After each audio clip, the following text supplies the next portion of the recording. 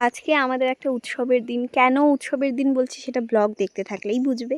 আমাদের শনি আর রবিবার তো আমার, স্নেহার, পামেলার সবসময়ই প্ল্যান থাকেই যে বিকেলে বা সন্ধ্যেবেলায় ঘুরতে যাব।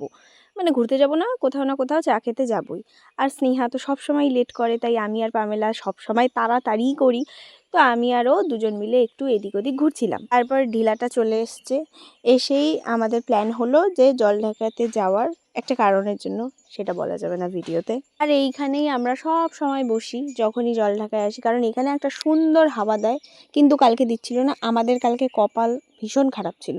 যেই কারণে আমরা জলঢাকা গেছি সেই কারণে মানে সেটা তো হয়নি, আর হাওয়াও দিচ্ছিল না, তাই আমরা ওখান থেকে চলে এসেছি আর এখানে চা খেতে এসেছি। এই দোকানটায় আমরা 5-6 বছর আগে আসতাম, এখন আর আসি না, কারণ এখন আমাদের অনেক দোকান হয়েছে।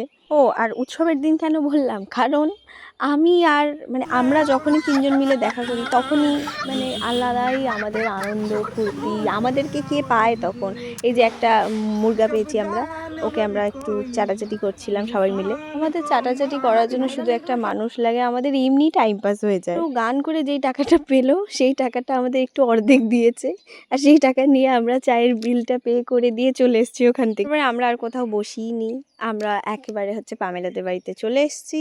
এখানেই অনেকক্ষণ ধরে 2-3 ঘন্টা আড্ডা ঠাড্ডা মেরে আমাদের আজকের উৎসবটা শেষ করলাম। পরের ব্লগে দেখা হচ্ছে। টাটা।